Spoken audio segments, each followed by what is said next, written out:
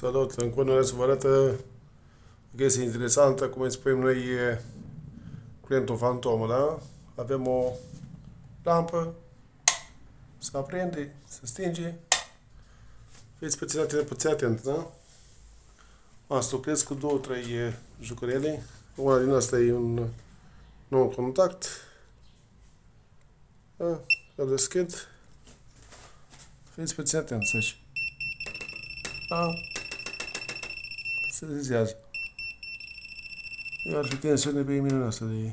Ia, că mi s-a închis, probabil se duc bateriile. Da?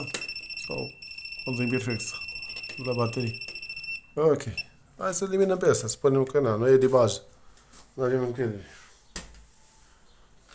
Uităm acolo, da?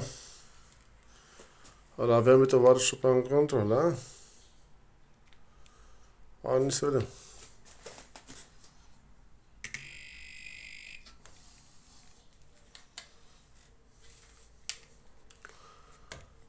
Haide.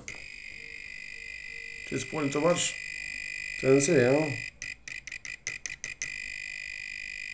Bun. În continuare, da? Luăm pe...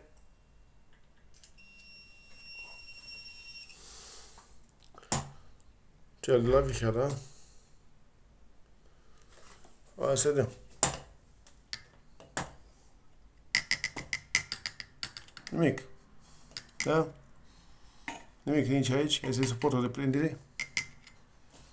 Ăla nu are niciun contact. Deci suportul de prindere nu are niciun contact fizic.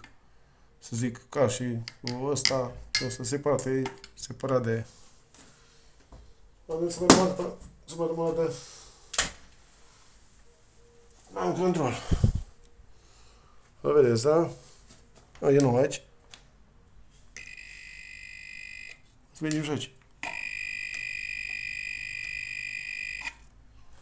Și acum că trebuie să prem, am să pun mâna.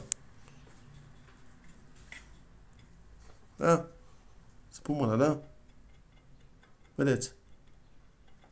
Nu se întâmplă absolut nimic.